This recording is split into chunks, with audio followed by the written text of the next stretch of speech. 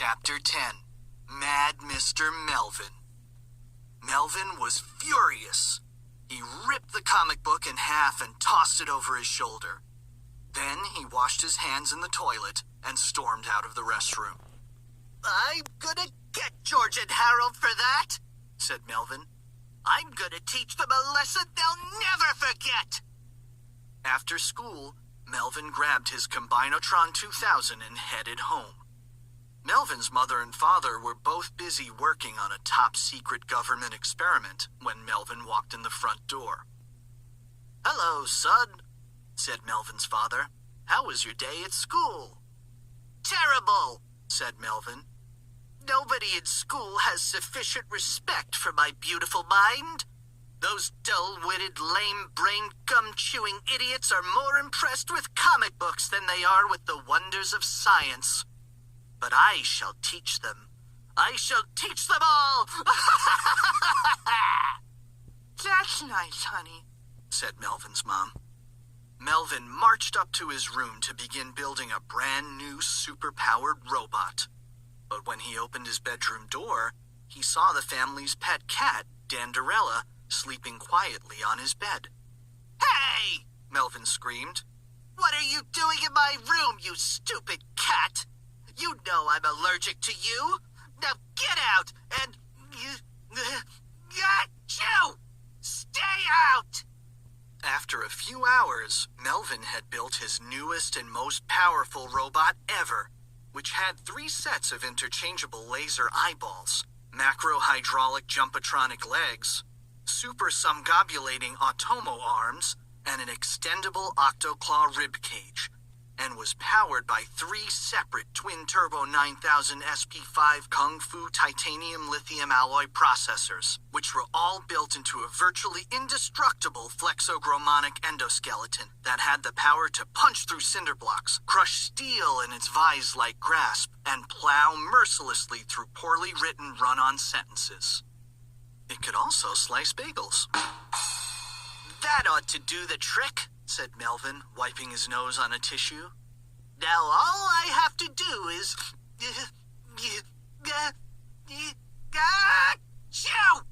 combine my body with this bionic robot, and I shall be the most powerful boy who...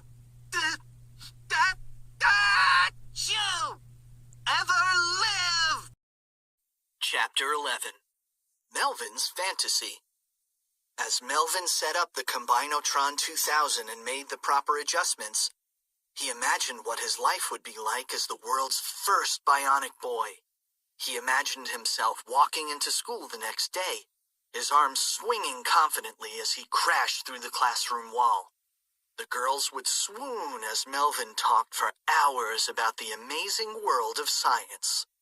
Miserable would probably let Melvin sit at her desk from now on, because Melvin's new buns of steel would be too massive to fit into an ordinary children's chair.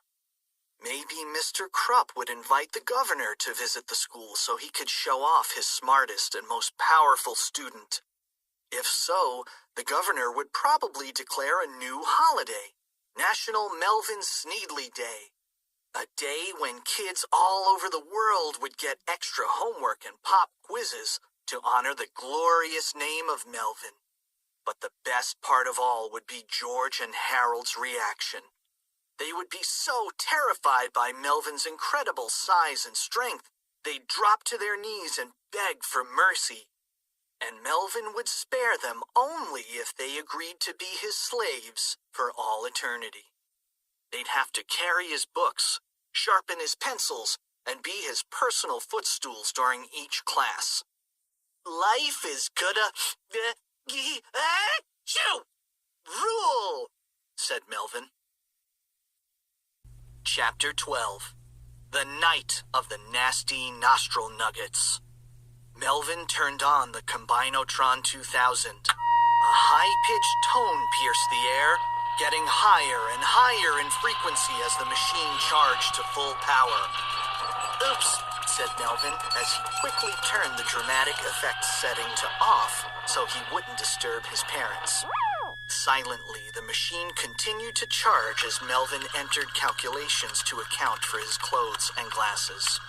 When the laser extractor had finally warmed up, Melvin stepped in front of the Combinotron 2000, standing perfectly still beside his new robot. Suddenly, two streaks of red glowing light flashed onto Melvin and the robot as the Combinotron 2000 began assimilating information on the two elements it was about to combine. Finally, a computerized voice started the countdown. Combining two elements in 5 seconds. Melvin stood perfectly still. Combining two elements in 4 seconds.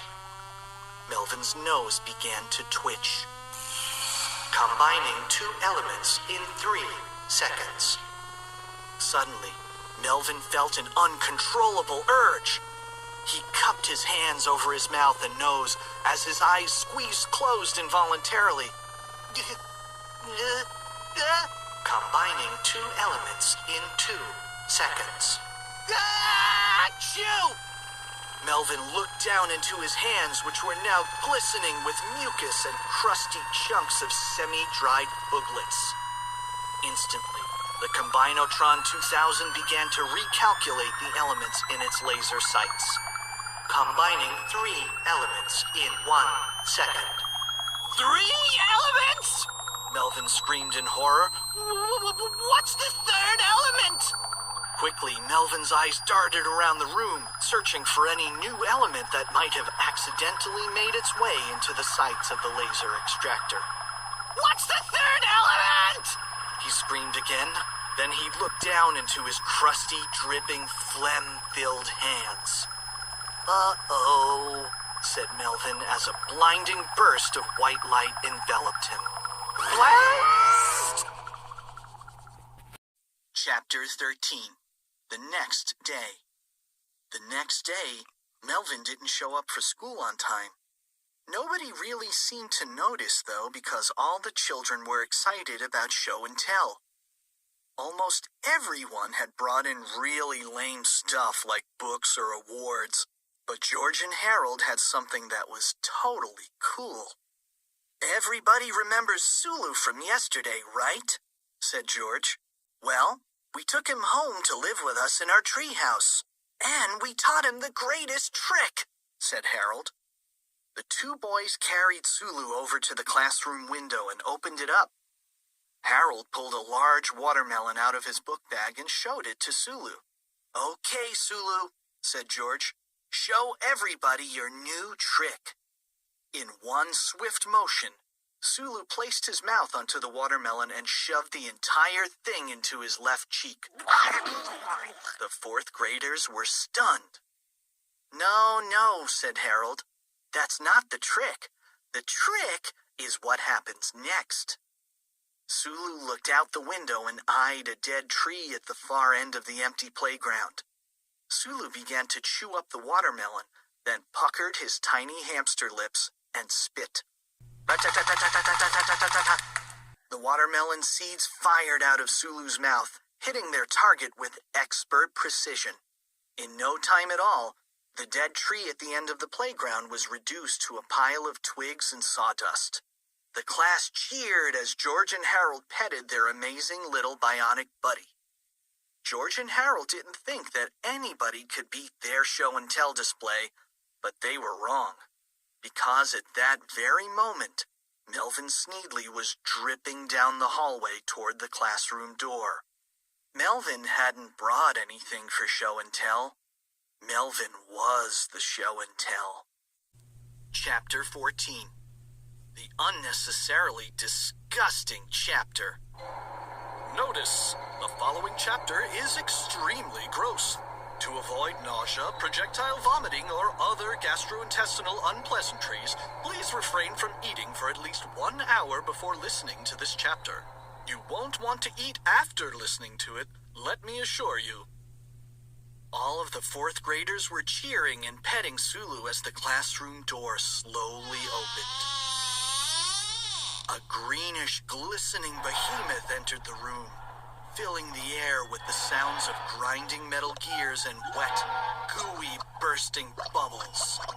Some of the girls screamed. Some of the boys did too. You guys are show my chair, said the horrible beast.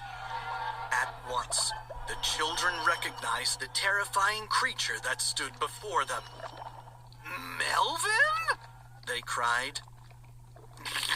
Yes, it's me, gurgled the wet, jiggling monster angrily. His eyes and nose were dripping with warm, greenish, custard-like mucus. His robotic arms were caked with massive globs of crispy, shimmering snot.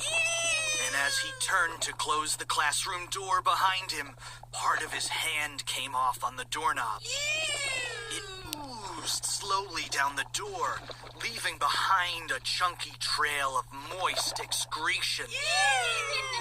Melvin squished and sloshed as he jiggled over to his chair. Each gooey footstep coated the floor with a foamy trail of slime, and everything he touched became wet and encrusted with warm, bubbling, syrupy phlegm. When Melvin sat down, generous helpings of yellowish, pudding-like goo slowly dribbled down the chair, collecting into creamy, gelatinous puddles beneath him.